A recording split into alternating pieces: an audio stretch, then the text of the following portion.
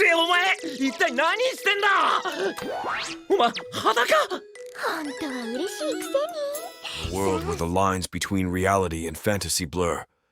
Imagine waking up one day, devoid of memories, only to discover you're not where you used to be. Dive deep with us into the perplexing universe of this story, as we follow the not-so-ordinary adventures of Natsuki Subaru, a young man grappling with a whirlwind of unexpected events. Ever felt out of place? Subaru's Day will give a new definition to that feeling.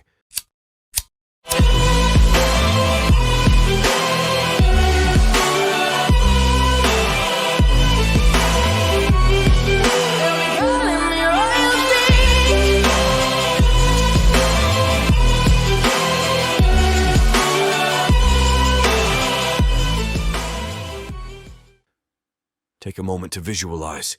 You're thrust into a world that's a blend of medieval chaos and mystic undertones. That's exactly where Natsuki Subaru finds himself. With no manual or guide, his first instinct, assuming he's the anointed hero destined to conquer or save this mysterious realm. After all, isn't that how all the best stories go? As he navigates the cobbled streets and absorbs the ambience of this new dimension, he bumps into Kadamon, a local vendor selling appas, this world's quirky version of apples. When Subaru attempts to make a purchase, a cultural shock hits him hard. Not only is he unable to decipher the local script, but the coins from his previous life hold no value here. However, this was just the tip of the misadventure iceberg. From mistakenly entering the girl's restroom and receiving an indignant slap to his face, to an ill-advised venture into the demi-human's inn that sends him tumbling from a bridge into a river, Subaru's day spirals from one hilarious misstep to another. It's like watching a video game character, controlled by an amateur gamer, constantly running into walls. And as if things weren't challenging enough, Subaru's escapades catch the eye of a trio of miscreants: Ton, Chin, and Kan. These aren't your friendly neighborhood guides. No, they have robbery on their minds, ready to exploit our befuddled protagonist. As the day unfolds, Subaru realizes that being a hero in a foreign land isn't about grand gestures or inherent magic. It's about navigating the mundane, understanding the culture, and mostly about staying out of trouble. A lesson he's learning the hard way. So, while many fantasize about waking up in a different universe with destiny on their side, Subaru's day stands as a comical testament to the contrary. His story is just beginning, but it's clear. This isn't your usual fantasy narrative, and Subaru isn't your typical hero. Join us as we delve deeper into the enthralling saga of ReZero, where predictability is scarce and anything can happen. Before we continue, take a moment to answer the question of the day. Which anime villain group has the best, most interesting characters? Comment down below for a chance to be shouted out in a future video. In the dim interior of the stolen goods warehouse, Subaru stares in astonishment as Satella stands before him. He speculates whether her swift appearance results from his absence. With determination, Satella demands that Felt returns her crest. Felt holds her ground, leading Subaru to intercede, trying to broker peace between the two. As negotiations unfold, Subaru spots Elsa, ready to strike, and immediately commands Puck to defend Satella. Elsa, momentarily thwarted, remarks with morbid curiosity about her desire to dissect a spirit. In retaliation, Puck conjures an array of icy missiles aimed at Elsa, who effortlessly deflects them with her cloak. The battle intensifies.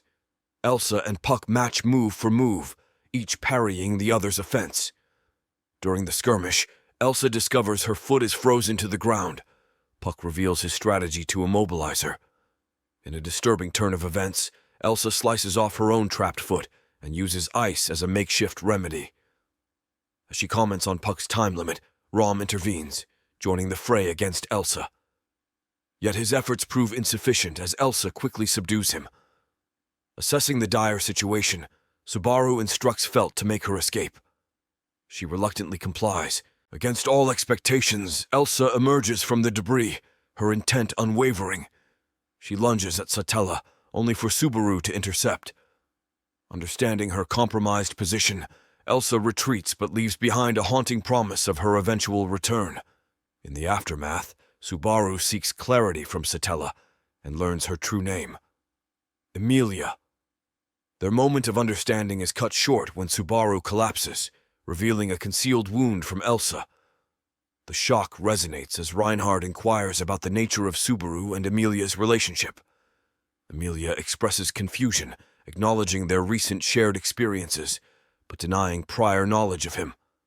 Reinhard offers assistance, suggesting he takes Subaru. Emilia, however, chooses to care for Subaru herself, planning to bring him to her home.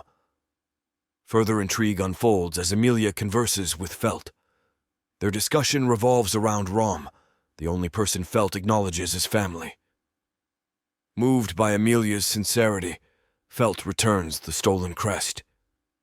Yet this act reveals a startling truth. The crest gleams in Felt's hands. Reinhard, noticing this phenomenon, apprehends Felt. As he does so, he muses on the changing world, hinting at events set in motion. Before we continue, let's take a moment to shout out YoshiClapper854, who commented on our domestic girlfriend video. They commented, "Nino and Futaro from QQT. Nino made the most moves on the MC, and honestly deserved it more than Yotsuba." We totally agree. Thanks for commenting. In the opulent confines of Roswal Manor, Subaru regains consciousness, curiosity about his whereabouts gnawing at him. Though the room feels foreign, he senses Emilia's familiar presence as his savior. Venturing out, the mansion's perplexing layout ensnares him in an endless corridor loop. In his attempt to break free, he inadvertently enters Beatrice's library. After a brief exchange, Beatrice drains mana from him, plunging him into unconsciousness. Upon waking, fatigue tempts Subaru back into slumber, but distinctive voices lure him back to awareness. Twin maids, Rom and Rem, stand before him, their presence in this realm intriguing him. Soon, Emilia enters. Approaching Subaru with evident concern, she inquires about his well-being. Subaru, affectionately coining a nickname for her, receives a puzzled look in return. He playfully brushes off her inquiries about the name. Outside, the vast mansion grounds captivate Subaru. Engaging in radio exercises, he invites Emilia to join, with Puck partaking in the impromptu session. The maids interject, noting the arrival of the mansion's head. Beatrice's jibes rile Subaru, and mistaking Roswal El Mathers for a clown, Roswal formally introduces himself. Driven by curiosity, Subaru peppers the maids with questions. Roswal, noting Subaru's unfamiliarity with Lugunican affairs, informs him about the political landscape, the absence of a king, the Council of Wise Men's governance, and the upcoming royal selection. Subaru's surprise mounts upon learning of Emilia's status as a potential heir to the throne. He boldly requests employment at the mansion, leaving everyone stunned. Subaru then seeks appropriate attire with the mansion's residents, only to find himself in oversized garments. Entrusting his jacket's alteration to Rem, he accompanies Rom on a tour, acquainting himself with the many rooms. Astonishingly, one door leads directly to Beatrice's room. Ram explains this as Beatrice's door-crossing ability, letting her connect any door to her space. Subaru's talent for consistently finding her door irritates Beatrice. After the tour, Ram gives Subaru a hefty list of chores. These tasks dominate his day, ending with Rem delivering his repaired jacket. After 5 hectic days, Subaru finds a moment to chat with Emilia on the tranquil mansion grounds. Amid light-hearted complaints about his butler duties, he invites her to visit the town. She agrees. Before resting, he drops by Beatrice's room. The next morning, Subaru's energetic shouts fill his room.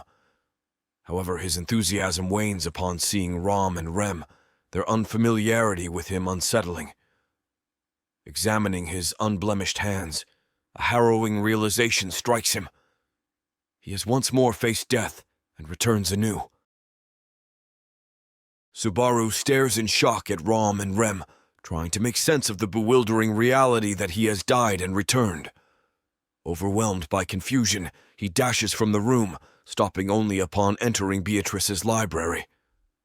Beatrice scolds him for his lack of manners, and in their subsequent exchange, Subaru discovers that he inadvertently broke her door crossing earlier.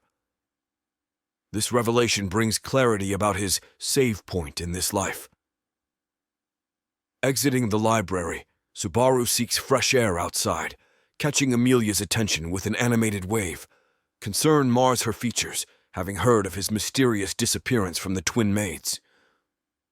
In the midst of their conversation, Puck stirs awake, prompting Subaru to cheekily request petting privileges. Bonding over the moment, the pair makes their way to the dining room for a familiar breakfast, mirroring their previous life's routine. Anticipating events to unfold as they did previously, Subaru broaches the subject of employment with Roswal. However, things veer off course. Rather than the expected job offer, Ram steers him to assist Rem in her duties. Roswal's sudden presence in the bath further jars Subaru.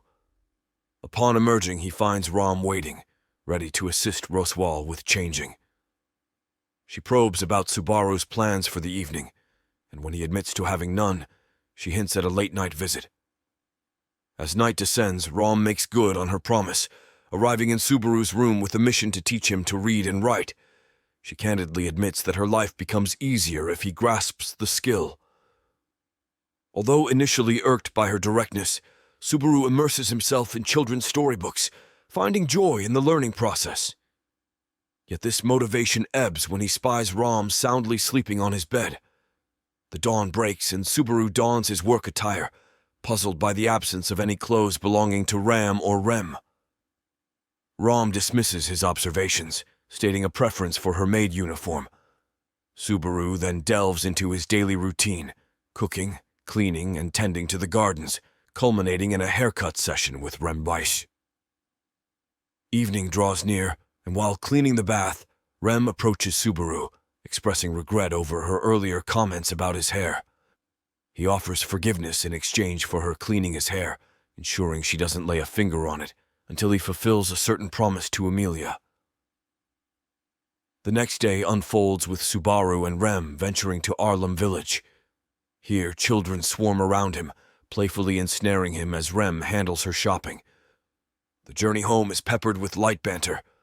Rem's smile at his remarks on Oni brings warmth, even if she jestingly threatens to report his flirtatious tendencies.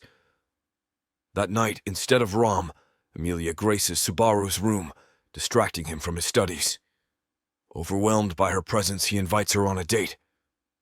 She hesitates, mistakenly thinking he's already been on one with Rem.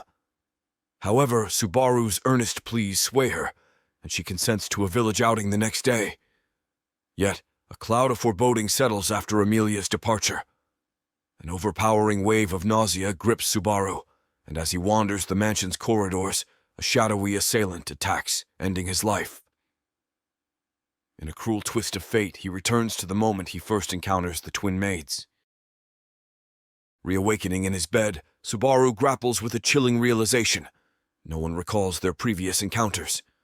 Ram and Rem's apprehension at his behavior solidifies this disturbing truth. Seeking solace and answers, he heads to Beatrice's library. His scattered thoughts manifest in his aimless circling around her, earning an exasperated reprimand. Their exchange, albeit enlightening, ends with Beatrice launching him from her domain, landing him amidst bushes laced with animal manure. Emerging, a glimpse of Amelia brings momentary joy, swiftly replaced by revulsion when he learns of Rem's agricultural addition. In his desperate attempts to rid himself of the manure, Amelia intervenes, summoning Puck. However, Puck's idea of assistance involves inundating Subaru with a water tornado. Recovering from the watery onslaught, Subaru mock battles Puck on the lawn, their playful tussle interrupted by the arrival of the maid sisters. They bear news of Roswal's return and his summons to the dining room. Over breakfast, Subaru organizes his jumbled thoughts, formulating a strategy. Believing that posing as a house guest rather than a servant will grant him more leeway to unearth clues, he decides to make the request. Still, as a prospective house guest, the challenge of where to begin his investigations looms large. Drawn back to Beatrice's library, he inquires about potential methods to weaken and kill someone. Her insights into curses and her ability to drain mana pique his interest, though he's taken aback when she clarifies that Emilia lacks the healing abilities he assumed. A swift and characteristic expulsion from Beatrice follows. Later, as Subaru ponders the enigma of his circumstances, Ram graces his room, bringing tea. Their initial exchange takes an unexpected turn, steering them towards children's tales.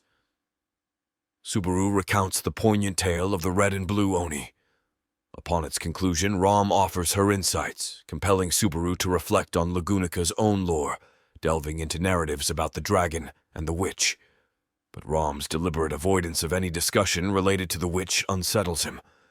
On her exit, she imparts a cautionary note, urging him to keep the Oni tale away from Rem's ears.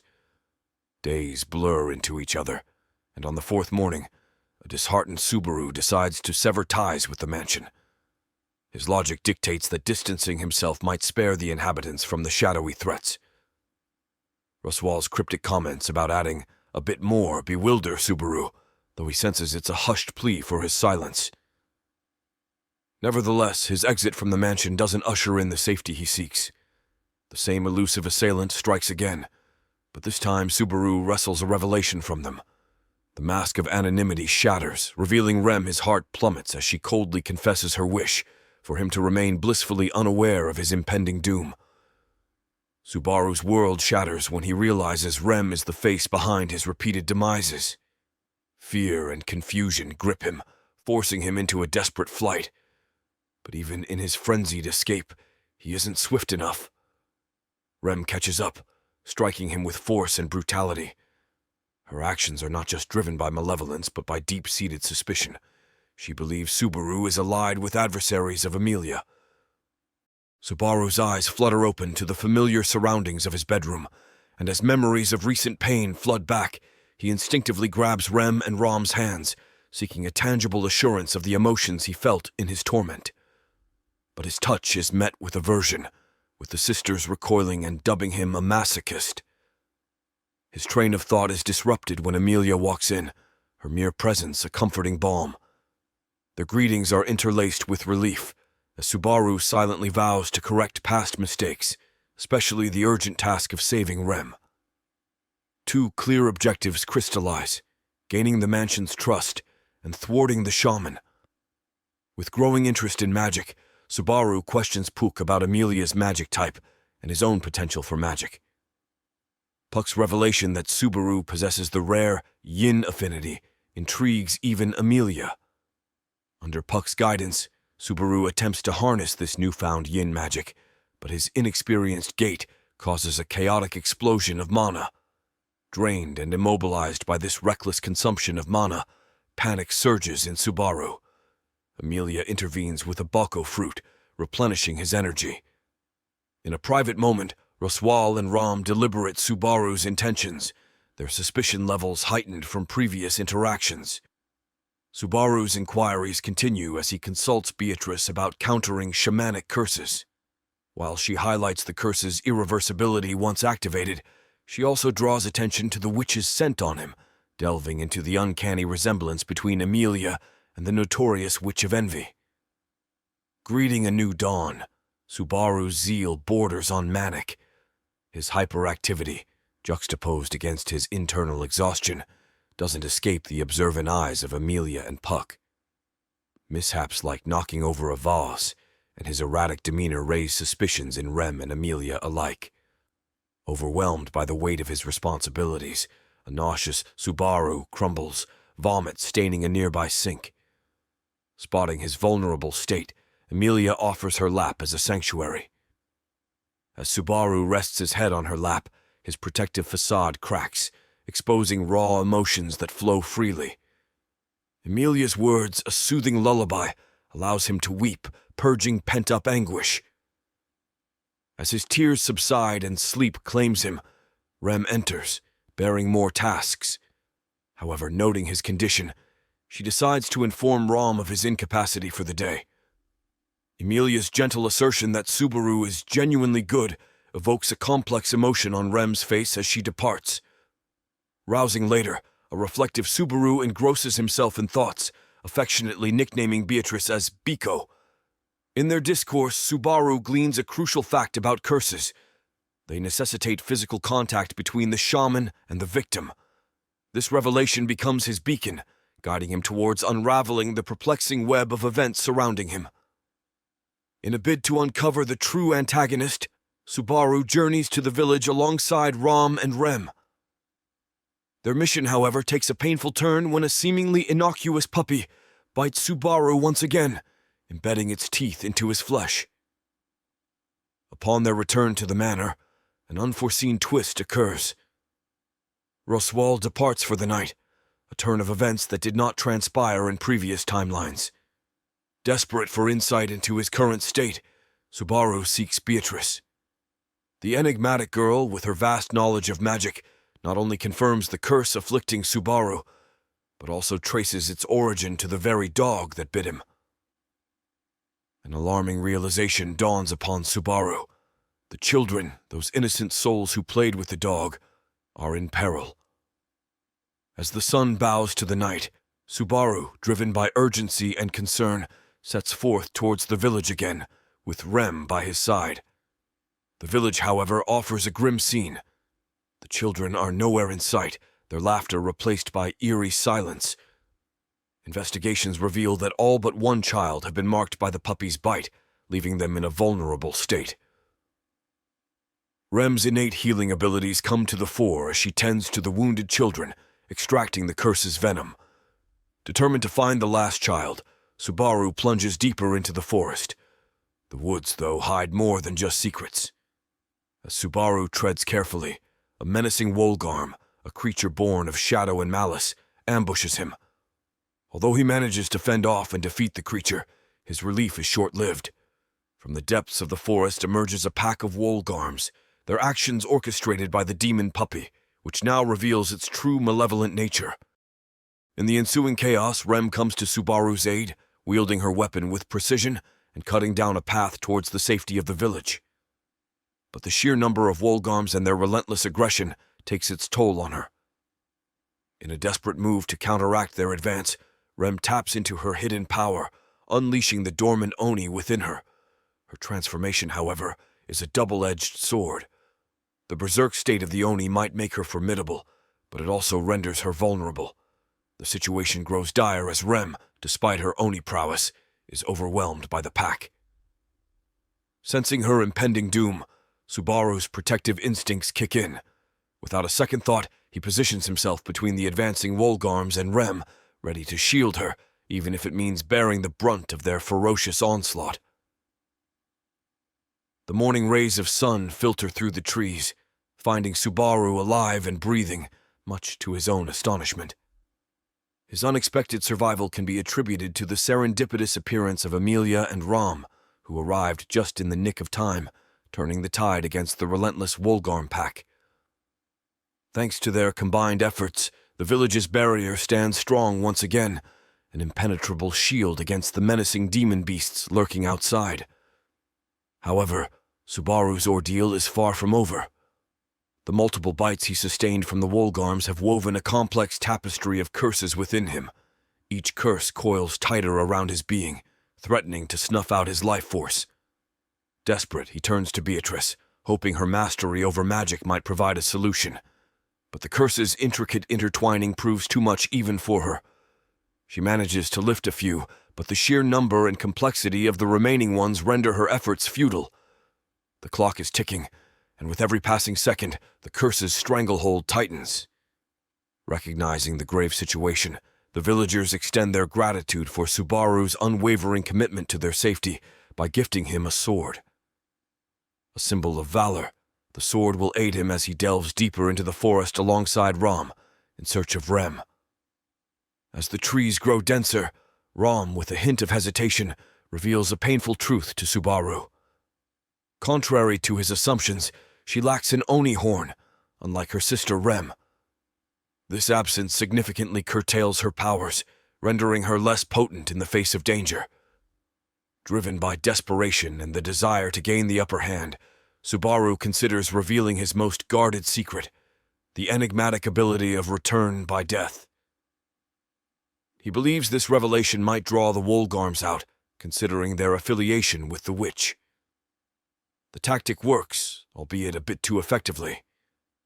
The very fabric of the universe protests as Subaru even attempts to voice his secret, and this anomalous disturbance attracts the Wolgarms. A frenetic chase ensues. With the Wolgarms on their tail, Subaru and Rom navigate the forest's treacherous terrain. However, a misstep sends them tumbling down a cliff. As they gather themselves, they find not just the looming threat of the Wolgarms, but also a sight that chills Subaru's bones.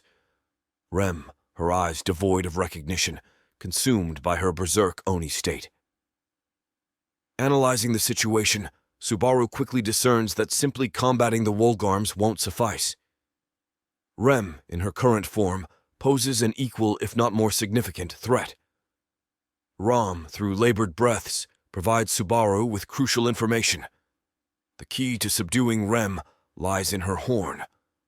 If struck correctly, it has the potential to jolt her back to her senses. Formulating a plan with this newfound knowledge, Subaru braces himself. The sword gifted by the villagers feels heavy in his hands, not just with its physical weight, but also with the weight of responsibility. The next moments will define not only his fate, but that of the two sisters he's grown to deeply care for. Drawing from every ounce of his courage and determination, he readies himself to strike Rem's horn and pull her back from the abyss of her own fury. In a realm far removed from the present, a quaint Oni village nestles amidst verdant landscapes. The village, home to the Oni tribe, holds an unyielding belief. The birth of twins is a taboo, a mark of ill omen. Within this very village, two sisters, Rom and Rem, grow up under the weight of this superstition. Rom emerges as the prodigious child, wielding immense power effortlessly, becoming the pride of the village. In contrast, Rem's journey is more tumultuous. She grapples with the challenges of life, constantly overshadowed by her elder twin's prodigiousness, navigating her existence in her sister's looming shadow. One fateful day, the tranquility of the village is shattered. The malevolent witch cult, armed with sinister intentions, descends upon the village. In a horrifying turn of events, Rom's horn, the source of her prodigious powers, is brutally severed.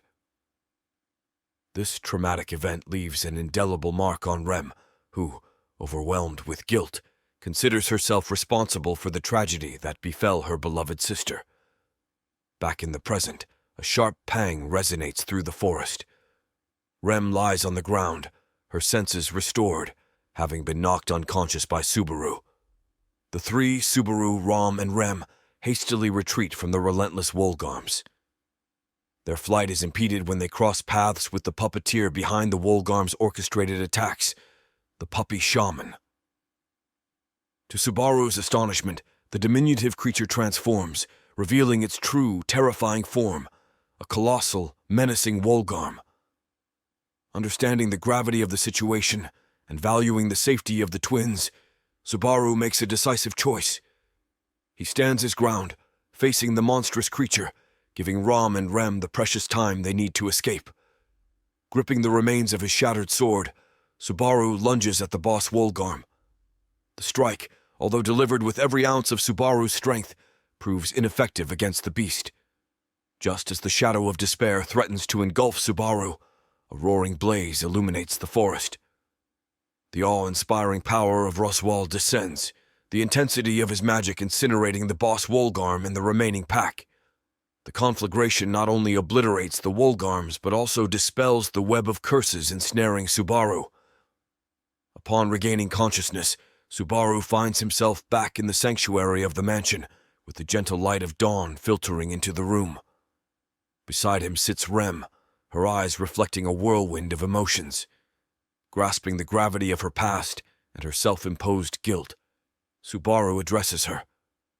He urges Rem to embrace the future, to shed the chains of her past regrets, and to live with renewed hope and purpose. These heartfelt words, coupled with Subaru's genuine concern, catalyze a profound transformation in Remyush. She gazes at Subaru, a newfound affection evident in her eyes, as her heart acknowledges feelings it had never experienced before.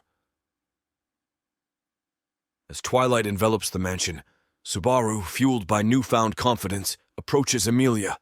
With a playful twinkle in his eye, he extends an invitation for a date in the village, come morning. Emilia, taken aback by the spontaneity, smiles gently, acquiescing to Subaru's request. The promise of a new day and a budding relationship beckons as the two look forward to the morrow with hope and anticipation.